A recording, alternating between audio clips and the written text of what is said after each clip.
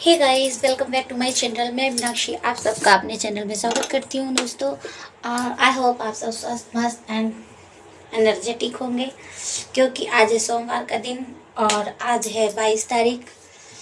और दोस्तों, आज मैं कुछ नई जानकारी आपको देना चाहती हूँ।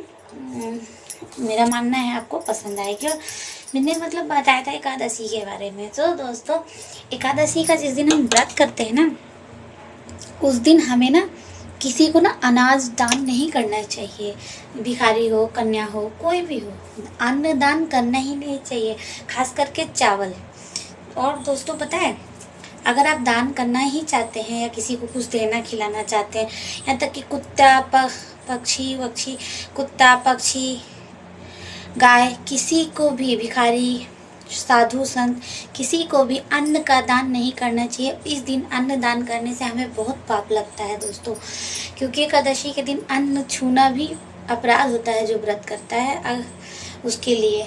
तो हम क्या करें, अगर हमारे घर कोई आ जाता है साधु संत, या कोई बालिका दिख जाती है, गाय हमारे दरवाजे पर अगर आ गई या डॉगी आ गया, तो हमें क्या करना चाहिए। तो दोस्तों, हमें ना ऐसे में बच्चों को फल फूल फल वल दे दें, फ्रूट्स दे दें, पानी पिलाएं, फ्रूट्स खिलाएं और अलविदा कह दें। साधु संत आए तो उन्हें भी फ्रूट्स ही दें और पानी पिलाएं, शिकंजी पिलाएं, छाछ पिलाएं, मट्ठा पिलाएं और उनको भी विदा कर दे दक्षिणा देके। कुत्ते को भी इवन फल ही खिलाएं।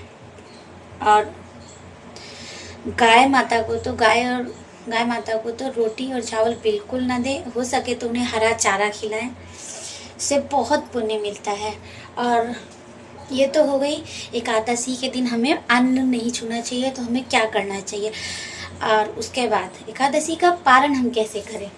कुछ लोग कहते हैं अगले दिन हमें नहा धो के सारा खाना खाना चाहिए, पर मैंने जहाँ तक सुना है, मेरे घर में सब करते थे। मेरी दादी, पंडित जी आते थे, मेरी दादी कहती थी सुबह एकादशी का व्रत 3 दिन का होता है, एक दिन पहले से ही उसका स्टार्ट हो जाता है सब करना।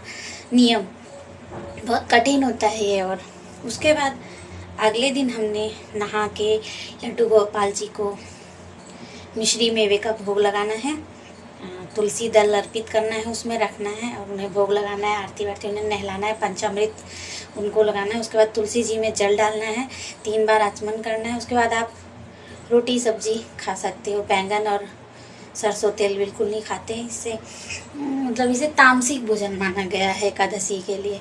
सो आप लोग मिश्री माखन पहले खाएं, लड्डू गोपाल जी को लगा हुआ भोग खाएं, उसके बाद आप खाना खाएं।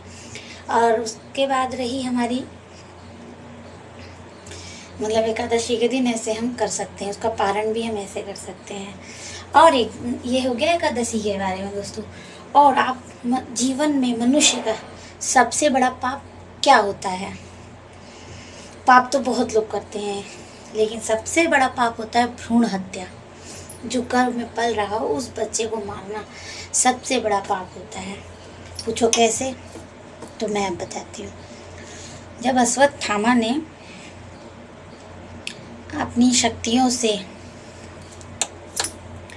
सुभद्रा के पुत्र को, अभिमन्यु और सुभद्रा के पुत्र को, गर्भ में पल रहे राजा परीक्षित को मारा था, उस वक्त श्री कृष्ण जी ने कहा था इसकी सजा मैं तुम्हें दूंगा।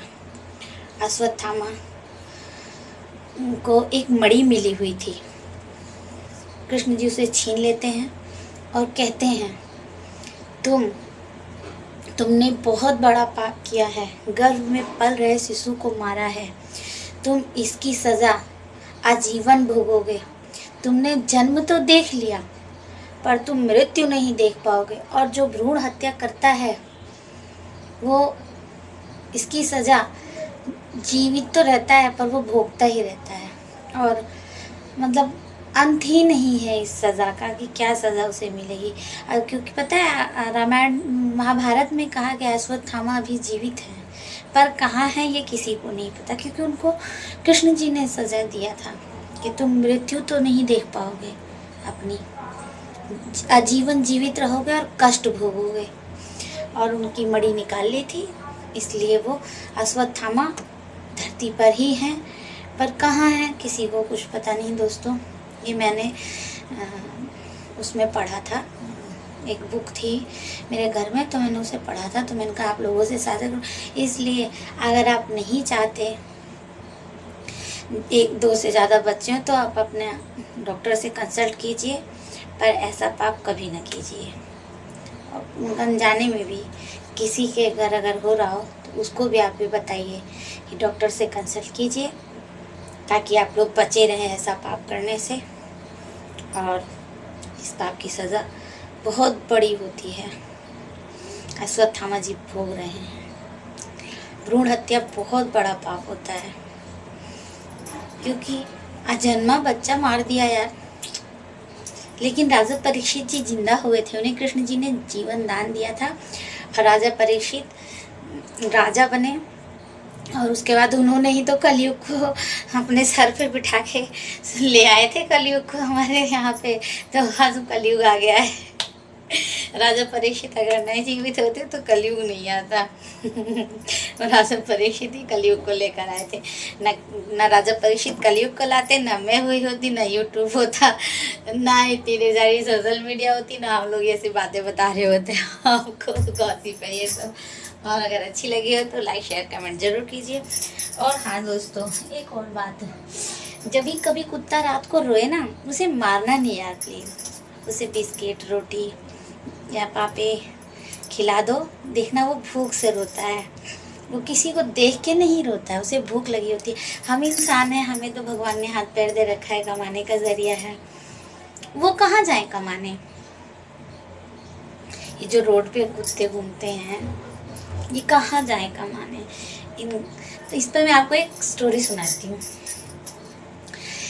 भगवान जी ने ना जब मनुष्य बनाया तो मनुष्य को सिर्फ 20 साल उम्र दी, ठीक है, नहीं 20 ही नहीं 25 साल तक। और कुत्ते को दी 50 साल, बैल को दी 50 साल, और गधा जो था उसको भी दिया 50 साल। तो मनुष्य तो प्रकृति का नियम है, शुरू से लालची था। वो बैठा बोला, भगवान इन लोगों को आपने 50-50 साल उम्र दी, मुझे 25 साल दी। 25 साल तो खेलने खाने के होते हैं, मैं जीवन में करूँगा क्या। और हाँ, एक उल्लू भी बैठा तो उसको 100 साल की दी, और नहीं उसको भी शायद 50 साल ही दिया। मतलब इन चारों को आपने इतनी उम्र दे दी, और मुझे 25 साल की उम्र दे दी। मुझे शादी ब्याह करना है, बच्चों का लालन पालन करना है, बच्चों को बच्चे होंगे उनको देखना है, घर गृहस्थी संभालनी, 25 साल में मैं करूँगा क्या। तो इतने में बैल बोला, भगवान जी मुझे तो खेतों में खटना ही है, मेरी उम्र दे दो इसे। खुश हो गया मनुष्य। भगवान ने बोला तथास्तु। अब मनुष्य हो गया 50 साल का।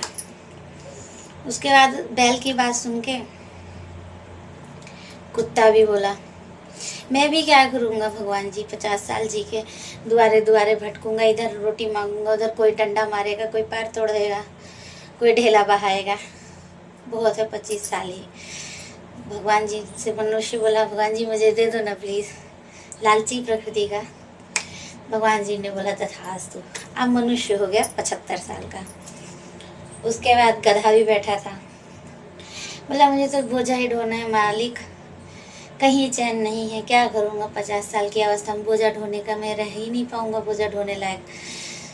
मेरी उम्र भी इन्हीं को दे दो, ये कम से कम हमको खिलाएंगे पिलाएंगे तो सही, मनुष्य हैं, ज़्यादा दिन जिएंगे, दिमाग है इनके पास, और दिमाग है, हिष्ट पुष्ट रहेंगे, हाथ पैर सबका कमाएंगे, हम लोग को भी खिलाएंगे, हमारा भी जीवन यापन होगा, और इनकी उम्र इनको चाहिए ही, दे दो। फिर दे दिया मनुष्य ने को। भगवान जी बोले तथास्तु। अब मनुष्य हो गया 100 साल का।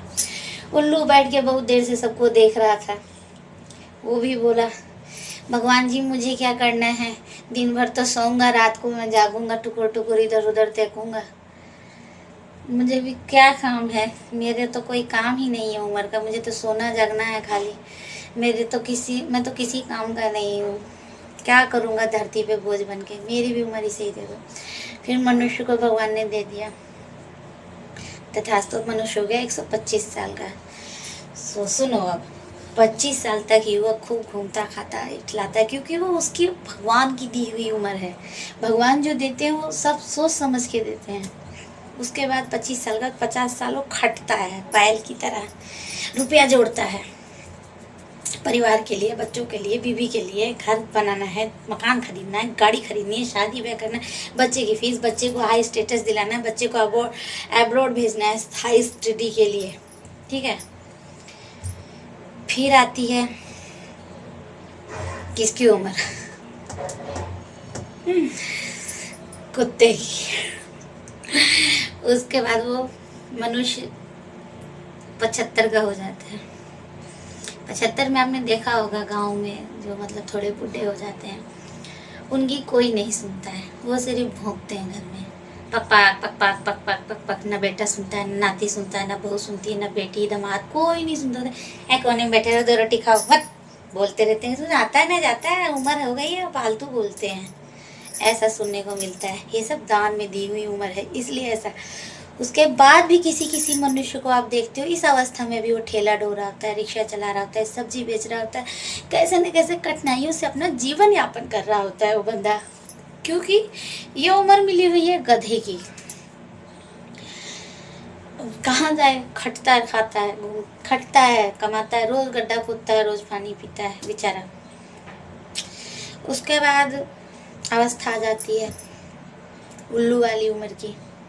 अगर इंसान जीवित रहता है तो फिर उसके घर में कुछ भी होता है, कोई उससे नहीं पूछता, ना कोई उसे बताने की वो रखता है चेष्टा कि इनको भी हर बात पता होनी चाहिए घर में हमारे क्या हो रहा है। घर के सबसे बुजुर्ग सदस्य, सबसे बड़े हैं, मुखिया हैं, घर के बाबा हैं हमारे, या परदादा हैं हमारे, या मेरा बाप है ये।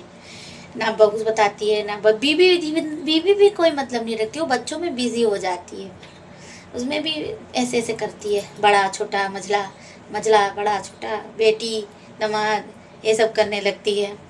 सो इसलिए जितना भगवान दे उसी में खुश रहना चाहिए था मनुष्य को। तो आज मनुष्य पता नहीं कहाँ होता। ये मेरी दादी ने बताया था मुझे। तो अगर आप लोगों को ये जानकारी अच्छी लगी हो दोस्तों, तो मेरे चैनल को लाइक शेयर एंड सब्सक्राइब कीजिए।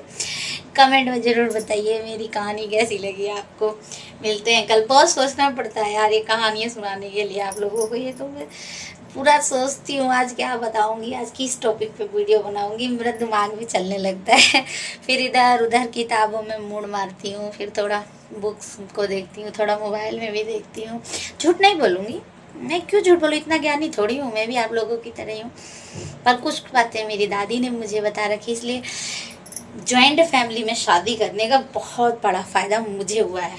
मेरी परदादी सास थी, मेरी सास तो मुझे कुछ नहीं बताती थी, पर परदादी सास ने ऐसे ऐसे ज्ञान दिए ना मुझे, जो मुझे अब काम आ रहे हैं आप लोगों को बताने में। और बोलती थी भूखे पेट भजन न होए गोपाला। इसलिए दोस्तों मैं जा रही हूँ कुछ खाने वाने। मिलते हैं कल के ब्लॉग में के। बाय।